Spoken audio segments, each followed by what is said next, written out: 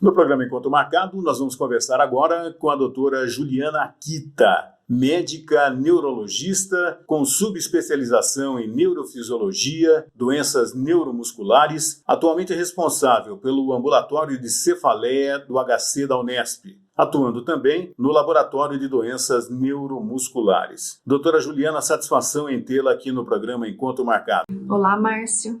Agradeço o convite por falar aqui no canal do Encontro Marcado. Esse jornalismo é extremamente responsável que auxilia a população com temas muito pertinentes. Doutora Juliana, nesse momento de pandemia, os nossos idosos, os que sofrem de demência, principalmente o mal de Alzheimer, que talvez seja a mais conhecida das demências, como fica a situação desses nossos idosos, né?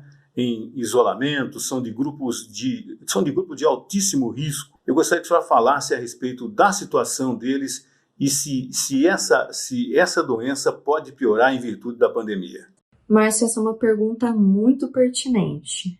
O isolamento social, ele impacta de uma forma negativa os pacientes que têm demência.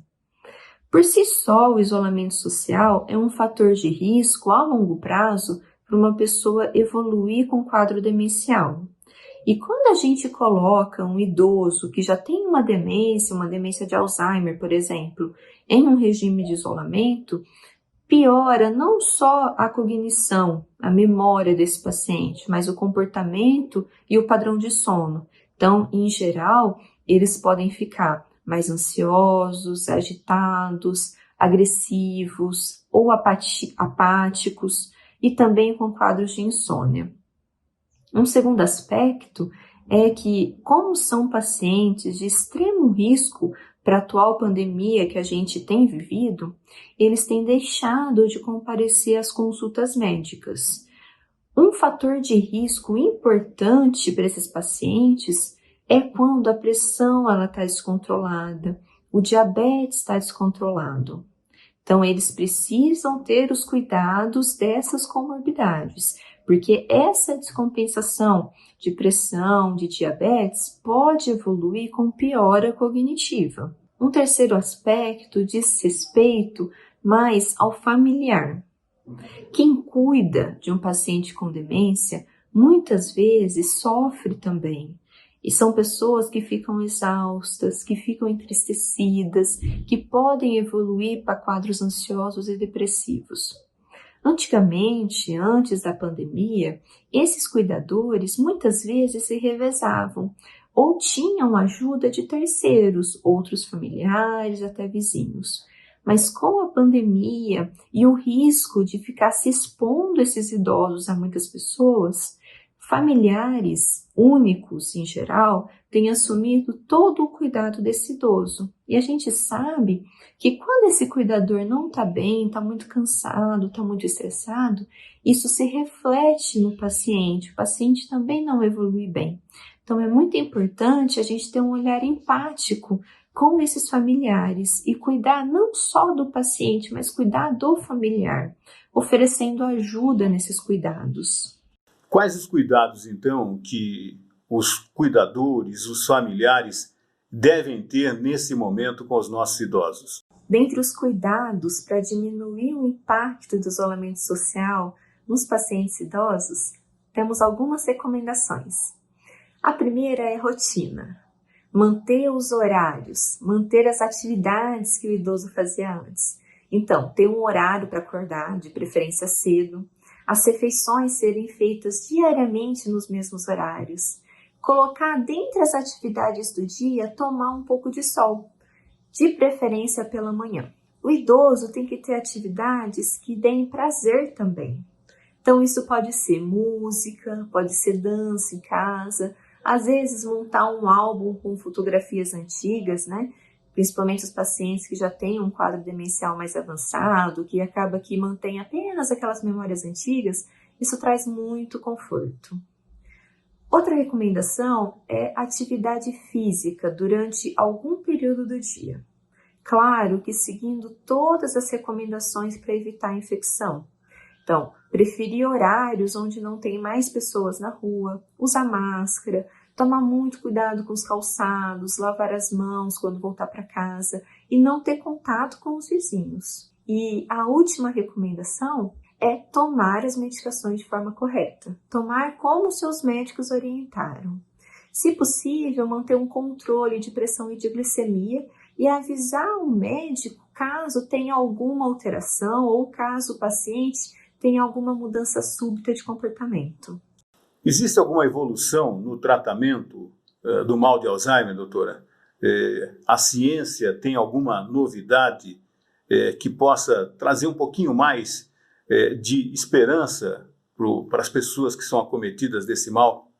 Veja, Márcio, infelizmente a gente ainda não dispõe de nenhum tratamento que reverte o quadro demencial. O tratamento, ele visa diminuir a evolução da doença. Então, aumentar o tempo em que a perda cognitiva ela acontece. Isso já é de extrema importância, porque a gente sabe que um paciente com demência que não é tratado, ele evolui de uma forma muito pior.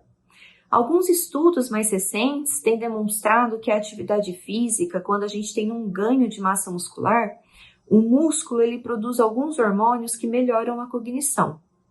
Mas, além desse comportamento realmente de se exercitar, não tem nenhuma medicação atualmente que é capaz de reverter o quadro.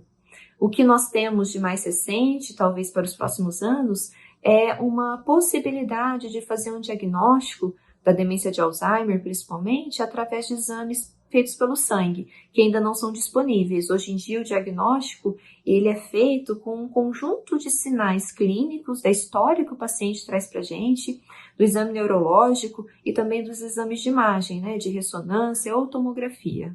Doutora Juliana, existe algum sinal para que possa se detectar antecipadamente o mal de Alzheimer? No início, a demência de Alzheimer, ela compromete principalmente as memórias mais recentes. Então, é um idoso que ele mantém aquelas recordações de quando ele era mais jovem, de coisas que aconteceram lá no passado. Mas ele começa a ficar repetitivo, porque ele começa a esquecer que ele já contou aquilo, que ele já pediu certa função para o seu familiar e começa a repetir as mesmas coisas diariamente. Outro sinal que a família tem que estar atenta é quando o paciente começa a ter dificuldade para achar os nomes das coisas ou lembrar o nome dos seus familiares. Quando o paciente começa a ter dificuldade de achar onde guardou os pertences dentro da casa. Ou então de se recordar quando aconteceu algum evento. Por exemplo, ele viu uma foto de um aniversário, de algum neto, de algum sobrinho, e ele não sabe exatamente quando aquilo aconteceu, se foi nos últimos 2 anos ou se foi há 10 anos. Então, esses são os principais e iniciais sintomas do Alzheimer. Com o decorrer da doença, o paciente pode começar a ter dificuldade para se encontrar nos lugares, começa a se perder no bairro, se perder dentro do supermercado. E com o avançar da doença, ele vai ficando mais apático, mais entristecido. Então, é muito importante procurar um médico nesses sinais. Lembrar que as demências, nem todas são do tipo Alzheimer. Muitas demências, elas têm cura, porque são secundárias a doenças como deficiências de vitaminas, alterações hormonais e algumas infecções. Então, ao sinal de qualquer comprometimento cognitivo novo em um familiar, um neurologista deve ser procurado. Doutora Juliana, eu gostaria de agradecer a sua participação no programa Encontro Marcado. Muito obrigado.